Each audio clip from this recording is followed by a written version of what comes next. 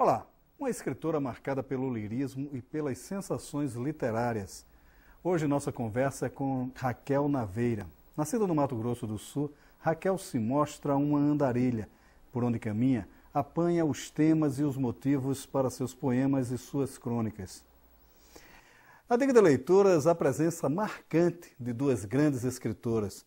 A gente analisa Livro das Horas, de Nélida Pinhon, e Carolina Maria de Jesus, O Estranho Diário da Escritora Vira-Lata, de Germana Pereira de Souza.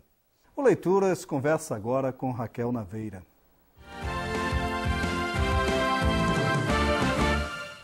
Raquel, bom, você Caminhos de Bicicleta, que é o mais novo livro, né? Mais recente. Que é uma junção de crônicas e poemas, não é isso? Quer dizer, os poemas meio que nasceram em função das crônicas. Como é que foi isso? É algo meio híbrido. Eu misturo, são caminhos de prosa e de verso. Desde que eu li a Filosofia da Composição, do Poe, em que ele fala como escreveu o poema O Corvo, eu gostei dessa linguagem generosa de mostrar os bastidores do fazer poético.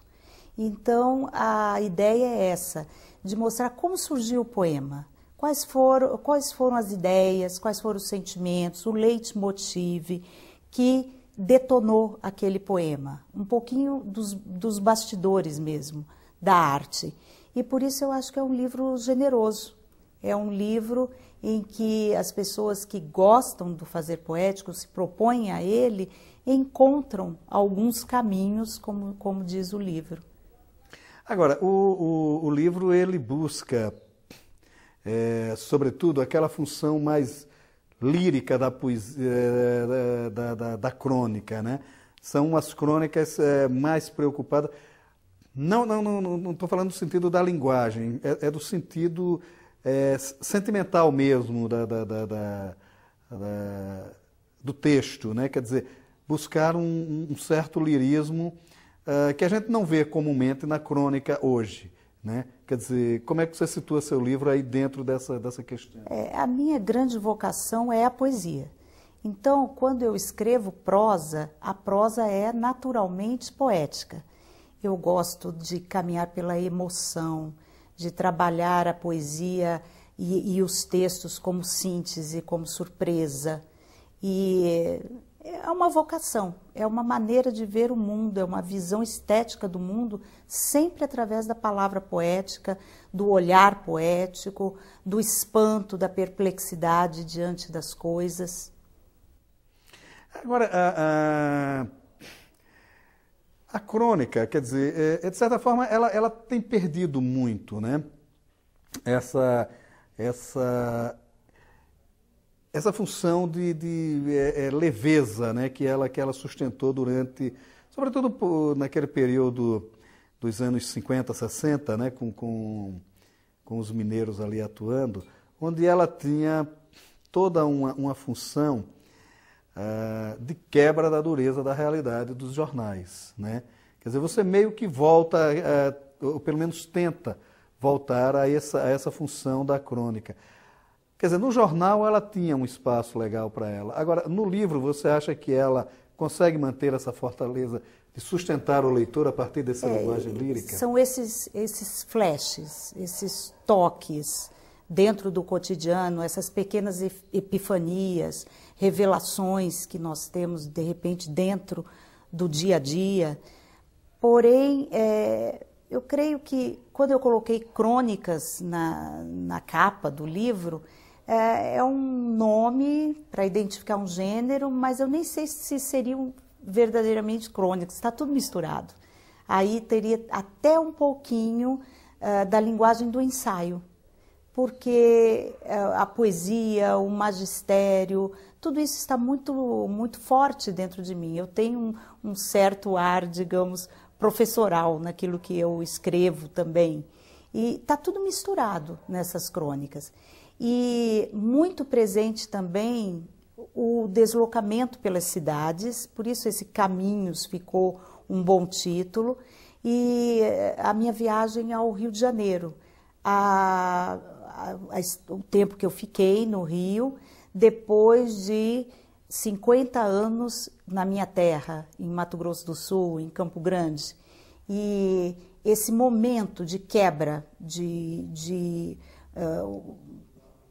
quebra de valores mesmo dentro da minha própria vida, que eu tive essa coragem, uma coragem quase de acordo com meu sangue lusitano, de romper, de sair, de procurar novas pessoas, novos caminhos, novos contatos, novas paisagens.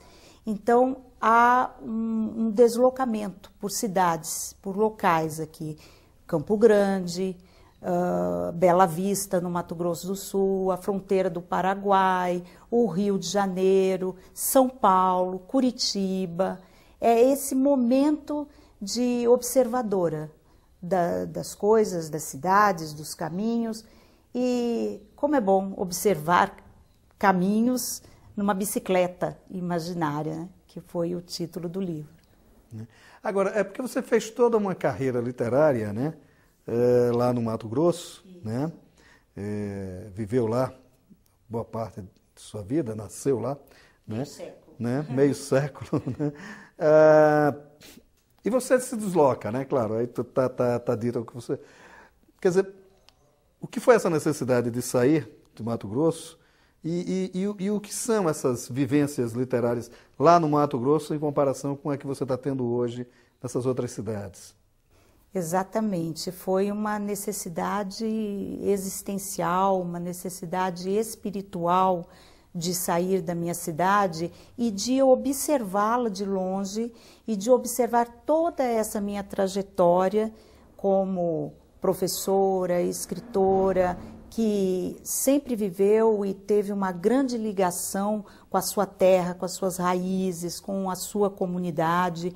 É como se eu estivesse tendo sido gerada num ventre, um ventre bastante confortável durante muito tempo e de repente saísse para o mundo, uma espécie de um novo nascimento, um nascimento necessário para fazer esse olhar de observação.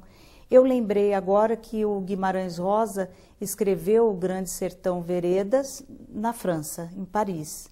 E talvez ele não tivesse tido uma profundidade tão grande nas suas lembranças e em tudo que ele viveu, se não estivesse longe, talvez. E eu tinha necessidade disso, de estar com outras pessoas do meu ofício, de ter outros diálogos. É importante, porque eu vivia uma espécie de vida virtual, espiritual, com os meus pares, com colegas de ofício. Sempre fui uma missivista, escrevendo cartas e mais cartas, como Pablo Neruda no seu exílio na Isla Negra. E essas cartas eram algo que realmente testavam a inteligência, o combate, o tete-a-tete, mas chegou um momento que também não era suficiente. Eu queria ter um pouco de convívio, eu queria conhecer as pessoas em carne e osso, as situações vivas realmente. E eu tinha, durante todos esses anos, me dedicado muito à literatura, ao ensino da literatura, através de uma carreira acadêmica. Eu me aposentei na Universidade Católica Dom Bosco, com mais de 20 anos no Departamento de Letras. Então era como se fosse tudo um preparo para depois poder me abrir, conhecer as pessoas, estar com elas. Para mim isso era importante, é importante. Isso de certa forma afeta na sua obra, ela melhora ou não sua obra, enfim. O que é que isso de certa forma recai sobre o seu trabalho? Olha, o interessante é que enquanto eu estava em Campo Grande, eu escrevi muito temas ligados a Campo Grande no sentido de história, porque eu gosto muito do épico, eu gosto muito da história.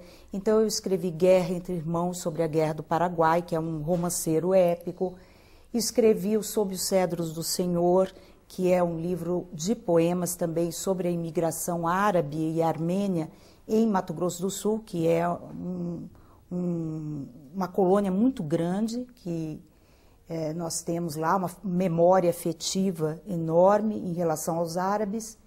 E quando cheguei ao Rio, além das crônicas de flashes e observações sobre a própria cidade, eu comecei a ter um tema que me tomou completamente o espírito, que foi o fato de ser uma neta de portugueses e Portugal na minha vida. Creio que fiz um paralelo mesmo dessa vontade de sair e de ter realmente saído com a vontade que os meus ancestrais tiveram de pegar os navios, de enfrentar os mares desconhecidos, de chegarem até novas terras, de espalharem a língua portuguesa por todos os continentes, de observar por que os meus avós portugueses foram parar em terras do sul de Mato Grosso, como foi esse processo corajoso de imigração.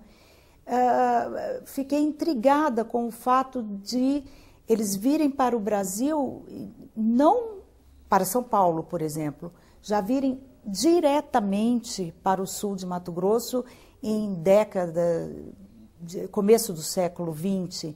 Como foi isso? Como surgiu isso? E esse grande deslocamento. E aí eu escrevi 2 livros que estão em produção, vão ficar prontos brevemente. Um que é Sangue Português, são poemas, e eu coloquei um subtítulo, Raízes, Formação e Lusofonia, em que eu falo dessas raízes, da formação do povo brasileiro de uma forma geral, alguns poemas da minha família, desse grande deslocamento, os países lusófonos, vários poemas, um para cada país lusófono. Por exemplo, Camões em Macau, quando ele escreve os Lusíadas, o Timor-Leste, Cabo Verde, com Cesária Évora, com a luta pela independência dos países africanos. Eu fiz uma longa pesquisa sobre isso. Quer dizer, o meu espírito se debruçou sobre esse tema. Um livro de poemas escritos sobre, embasados numa pesquisa como esse que você está falando, o Sangue Lusitano. Essa pesquisa ela acaba não, de certa forma, prejudicando a fluidez do ritmo poético, ou pelo menos influenciando, porque aí você sente a necessidade de falar da pesquisa, ou falar pelo menos o conhecimento que você teve na pesquisa. Sim. Como domar isso? Eu gosto do épico, eu gosto da história dentro da poesia. Eu já há muito tempo desenvolvo essa linha. Sou um pouco historiadora.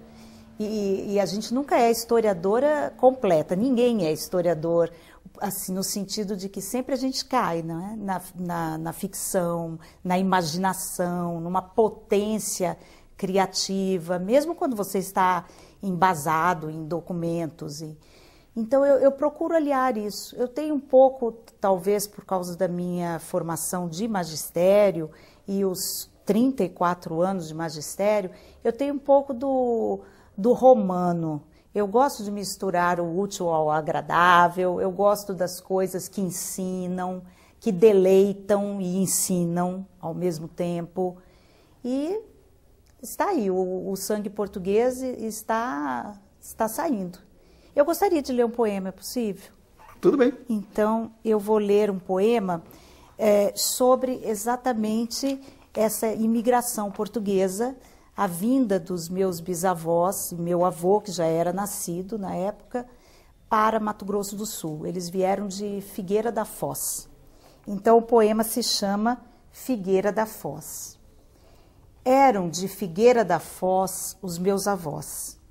Figueira, árvore sagrada, leitosa, cujos frutos se abrem roxos, testículos do outono. Foz, encontro do rio e do mar. Lá onde a areia é cor de prata e forma uma renda de espuma e nata pela costa atlântica. Deixaram a pesca, o sal, os navios, os molhos de trigo e atravessaram o oceano rumo à América. O vento moderado soprava. O relógio girava na torre. A claridade era forte na praia quando meus avós vieram de Figueira da Foz. Um albatroz acompanhou a viagem. Em nenhum momento se sentiram sós. Havia um chamado, uma missão, uma voz e aportaram no cerrado. O tempo passou tão veloz desde que meus avós chegaram de Figueira da Foz. Por isso, há dentro de nós sementes de figo e gotas do mondego. Agora, é exatamente essa questão, né? Quer dizer, como moldar a pesquisa, né? Quer dizer, a gente percebe que o poema é muito voltado à necessidade narrativa, né? Isso. Quer dizer, ele de certa forma, ele perde a espontaneidade. Como é que você faz? Porque o verso livre, de certa forma, ele permite esse domínio temático mais apurado, né? Mas, assim, de certa forma, eu não acredito muito em inspiração, mas tudo bem. De certa forma, como não se deixar que a inspiração seja dominada pela necessidade do dizer? Bom, aí teríamos que falar sobre a poesia. A poesia é essa mistura de forma, de conteúdo, e nós sabemos que isso é indissociável. A gente dissocia, mas apenas, vamos dizer, num comentário, né? Ou eu privilegio a forma, eu privilegio o conteúdo. Não, é tudo junto. São como as estalactites de uma gruta, nascem já prontas e ali nascem na sua forma, na sua essência. Mas além dessa forma, além desse conteúdo, a poesia tem uma outra coisa que vamos chamar de emoção ou de magia. Eu tenho muito um teste para os meus poemas. À medida que eu escrevo, depois que eu escrevo, que eu faço aquele trabalho de burilar o poema, eu tenho que me emocionar realmente com aquilo que eu escrevo. De preferência, tem que ser até as lágrimas. E aí, quando eu choro, então, aí eu digo, o poema está bom. É uma alegria, uma felicidade, é um choro maravilhoso, porque é o termômetro daquilo que eu escrevo. Porque se eu quero ser um fingidor, eu tenho que primeiro sentir essa dor, né? A dor que devera sente. Eu sou a minha primeira leitora, minha primeira crítica, vamos dizer, e eu tenho que sentir intensamente aquilo que eu escrevi, esteticamente, mas isso também só não me basta. Eu tenho que sentir emocionalmente aquilo que eu escrevo, para mim. Porque aquilo que a gente escreve tem que ser um tesouro, antes de tudo, para nós mesmos. E a opção, né? Quer dizer, quando saber isso aqui vai ser um poema, isso é uma prosa, enfim. Quer dizer, como trabalhar essas definições? Cada ideia que a gente tem ela já nasce com a sua forma, com o seu suporte.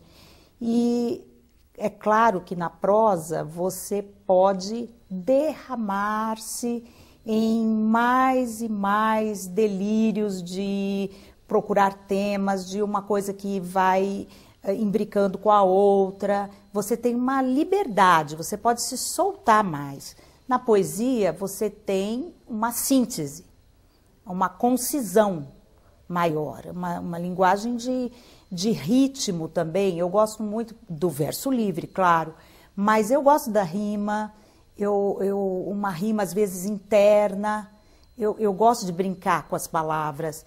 Então, é outra postura no escrever.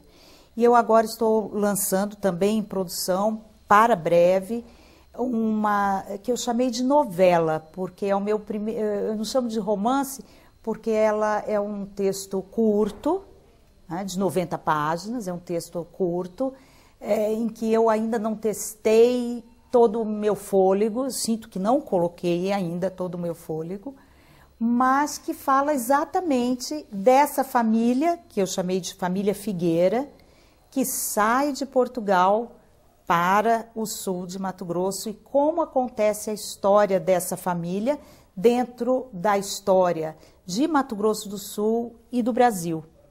Então, é um primeiro momento assim de prosa realmente na minha vida. Chama-se Almos da Lusitânia, vai sair pela editora Alvorada e faz parte, Maurício, desse momento que a gente conversou, que você colocou, desse rompimento com coisas do passado, com a ida para novos lugares e novas paisagens e a comparação disso, desse processo, com essa vinda dos portugueses para o Brasil. Um rompimento que volta. Raquel, obrigado por sua participação aqui no Leituras. Eu que agradeço, assisto sempre, gosto muito. Muito obrigada pela oportunidade. Este estranho mundo da escrita. É uma brincadeira que circula entre escritores que diz da irresistível necessidade de inventar histórias. É que a vida diante da mesa de escrever é tão monótona que o jeito é criar aventuras. O novo relato de Nélida Pinhon, Livro das Horas, lançado pela Record, desmente a blague. Existe sim muito de emoção e vivacidade nas experiências de um escritor, que afinal é um homem comum.